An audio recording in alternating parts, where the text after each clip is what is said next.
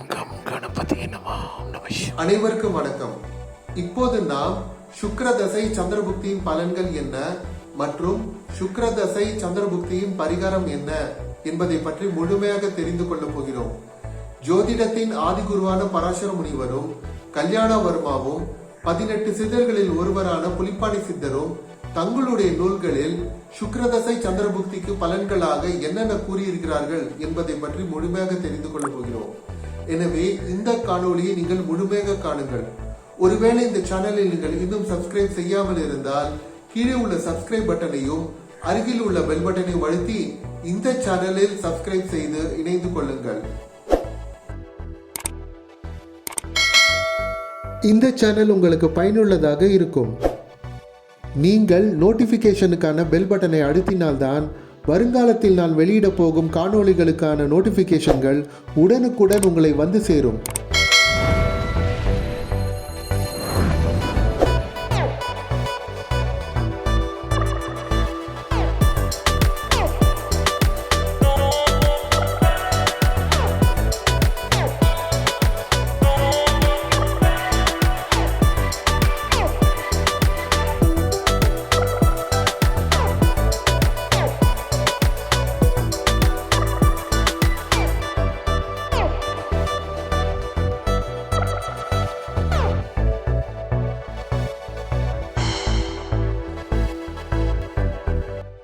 உங்களுக்கு ஜோதிடம் தெரியவில்லை என்றால் நீங்கள் ஜோதிட அடிப்படையை கற்க விரும்பினால் கீழே உள்ள லிங்கில் சென்று ஒரே நாளில் ஜோதிடம் கற்கலாம் என்ற 3 பாக வீடியோவையும் விம்சோத்தரி தசாபுக்தி வீடியோவையும் கட்டாயம் காணுங்கள்.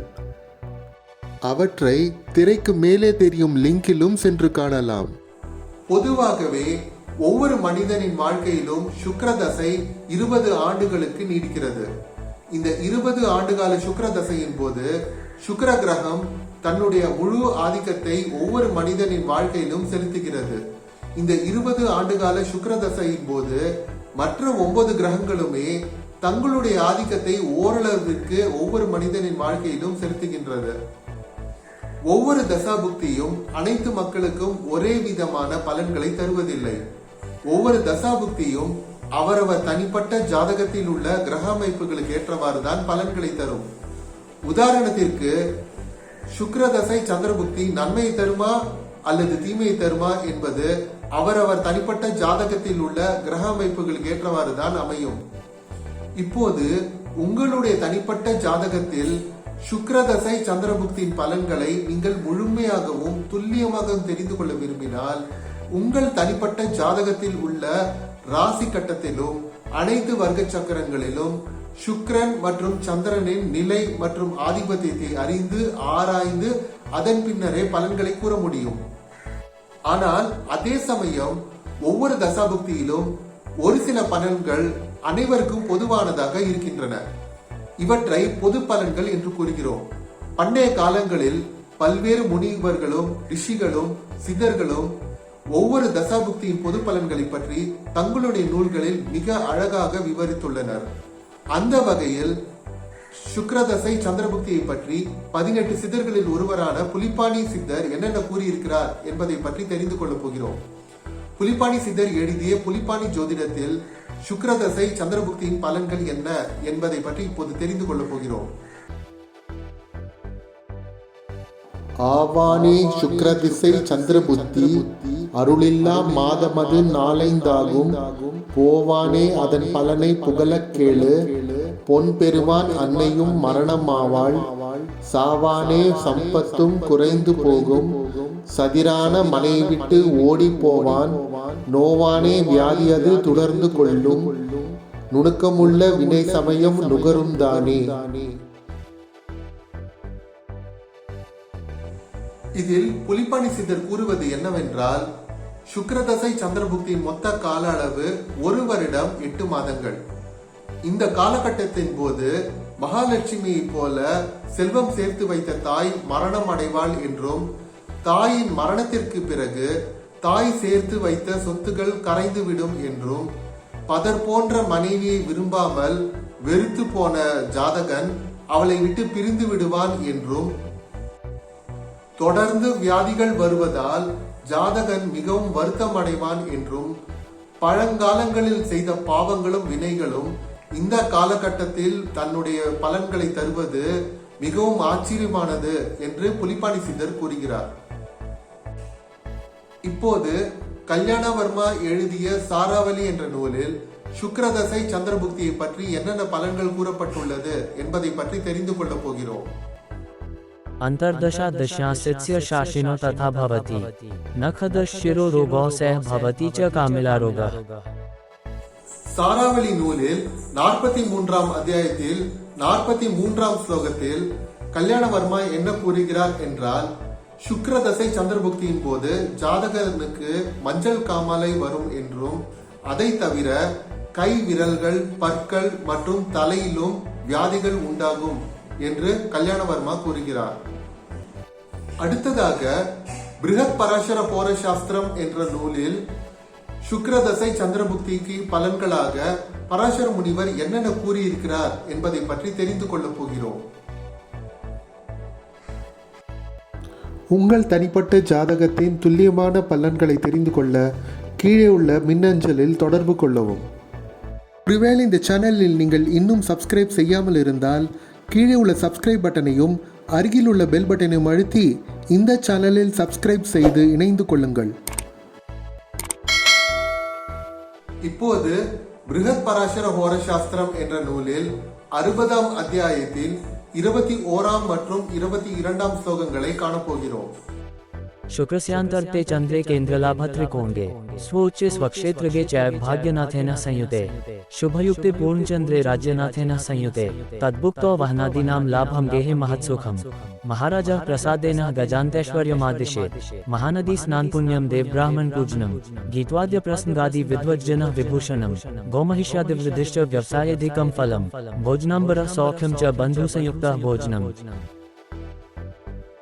21 மற்றும் 22ஆம் ஸ்லோகங்களில் பராசர முனிவர் கூறுவது என்னவென்றால், ஒருவர் ஜாதகத்தில் சந்திரன் உச்சம் பெற்றாலோ அல்லது ஆட்சி பெற்றாலோ அல்லது லக்னத்திலிருந்து கேந்திரத்திலோ அல்லது திரிகோணத்திலோ அல்லது 11ஆம் வீட்டில் இருந்தாலோ அல்லது சந்திரன் சுப கிரகங்களுடனோ அல்லது 9ஆம் அதிபதியுடனோ அல்லது 10ஆம் அதிபதியுடனோ சம்பந்தப்பட்டிருந்தால், அப்போது சுக்கிரதசை சந்திரபுக்தியின் போது அரசனின் ஆதரவால், அதாவது அரசாங்கத்தின் ஆதரவால் சொத்துகள் சேரும், புதிய வண்டி வாகனங்கள் அமையும், குடும்பத்தில் மகிழ்ச்சி உண்டாகும், புதிய துணிமணிகள் கிடைக்கும், நல்ல சுகபோகங்கள் அமையும், குடும்பத்தில் மகிழ்ச்சி உண்டாகும், தெய்வ பக்தி அதிகரிக்கும், ஆச்சாரியர்களிடம் அதிக பக்தி உண்டாகும் என்று பராசர முனிவர் கூறுகிறார்.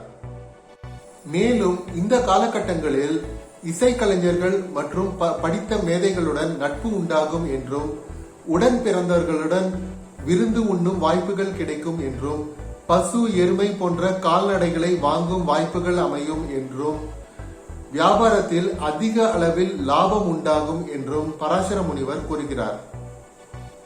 அடுத்ததாக 60ஆம் அத்தியாயத்தில் 24, 25 மற்றும் 26ஆம் ஸ்லோகங்களை காணப்போகிறோம். नीचे वान्ते वापि षष्ठाष्टम व्ययराशिगे दायशात् षष्ठगे वापि रन्ध्रे वा व्ययराशिगे तत्काले धन्नाशः स्यात् सञ्चरितः महद्भयम् देहायासो मनस्तापो राजद्वारे विरोधकृत् विदेशगमनं चैव तीर्थयात्रादिकं फलम् दारपुत्रादि पीडा च निज बन्धो वियोगः कृत्.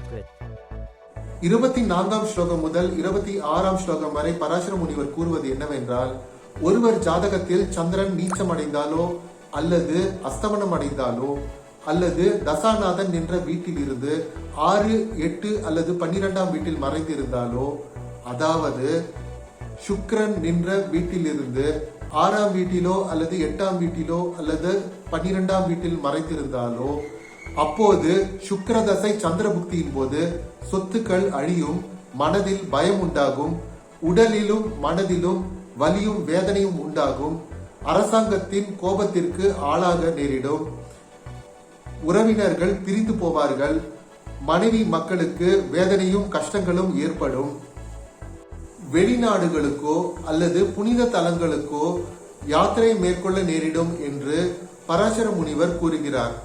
அடுத்ததாக 60ஆம் அத்தியாயத்தில் 27, 28 மற்றும் 29ஆம் ஸ்லோகங்களை காணப்போகிறோம். दायशाक्येन्द्रलाभ स्थित त्रिकोणे सहजेपि वा राजप्रीति करी चैव देशग्रामाधिपत्यता धैर्यं यश सुखं कीर्तिर्वाहनाम्बरभूषणं कुपारां दगदनिर्माणं धनसंग्रहः भुक्तया दे सौख्यं स्यादन्ते क्लेशस्तथा भवेत्. 27ஆம் ஸ்லோகம் முதல் 29ஆம் ஸ்லோகம் வரை பராசர முனிவர் கூறுவது என்னவென்றால், தசாநாதன் நின்ற வீட்டிலிருந்து கேந்திரத்திலோ அல்லது திரிகோணத்திலோ அல்லது 3ஆம் வீட்டிலோ அல்லது 11ஆம் வீட்டிலோ சந்திரன் இருந்தால், அதாவது சுக்கிரன் நின்ற வீட்டிலிருந்து கேந்திரத்திலோ அல்லது திரிகோணத்திலோ அல்லது 3ஆம் வீட்டிலோ அல்லது 11ஆம் வீட்டிலோ சந்திரன் இருந்தால், அப்போது அரசனின் ஆதரவினால், அதாவது அரசாங்கத்தின் ஆதரவினால் ஒரு கிராமத்தின் மீதோ அல்லது ஒரு பெரிய நகரத்தின் மீதோ ஆட்சி அதிகாரம் கிடைக்கும் என்றும், சொத்துக்கள் சேரும் என்றும், புதிய துணிமணிகள் கிடைக்கும் என்றும், பெரிய அணைகளை கட்டும் வாய்ப்புகள் கிடைக்கும் என்றும் பராசர முனிவர் கூறுகிறார்.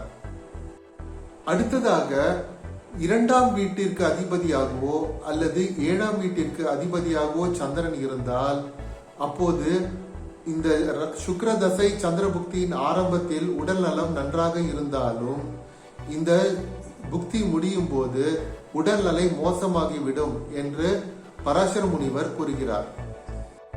உங்கள் கருத்துக்களையும் சந்தேகங்களையும் கீழே உள்ள கமெண்டில் பதிவிடுங்கள். நான் மீண்டும் கூறுகிறேன், இதுவரை நான் கூறியது எல்லாமே பொது பலன்கள் மட்டுமே.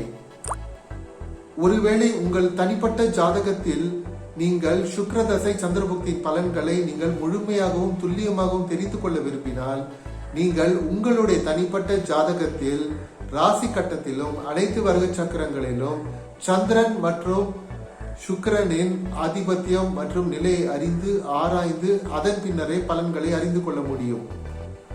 இந்த காணொளி உங்களுக்கு பிடித்திருந்தால் கீழே உள்ள லைக் பட்டனை கட்டாயம் அழுத்துங்கள். நீங்கள் லைக் பட்டனை அழுத்தினால்தான் மேலும் பல பயனுள்ள தகவல்களை உங்களுடன் பகிர்வதற்கு எனக்கு இன்னும் ஊக்கமளிப்பதாக இருக்கும். உங்கள் கருத்துக்களையும் சந்தேகங்களையும் கீழே உள்ள கமெண்டில் பதிவிடுங்கள். ஒருவேளை இந்த சேனல் நீங்கள் இன்னும் சப்ஸ்கிரைப் செய்யாமல் இருந்தால் கீழே உள்ள சப்ஸ்கிரைப் பட்டனையும் அருகில் உள்ள பெல் பட்டனையும் அழுத்தி இந்த சேனலில் சப்ஸ்கிரைப் செய்து இணைந்து கொள்ளுங்கள். இந்த சேனல் உங்களுக்கு பயனுள்ளதாக இருக்கும். நீங்கள் நோட்டிஃபிகேஷனுக்கான பெல் பட்டனை அழுத்தினால்தான் வருங்காலத்தில் நான் வெளியிட போகும் காணொளிகளுக்கான நோட்டிஃபிகேஷன்கள் உடனுக்குடன் உங்களை வந்து சேரும்.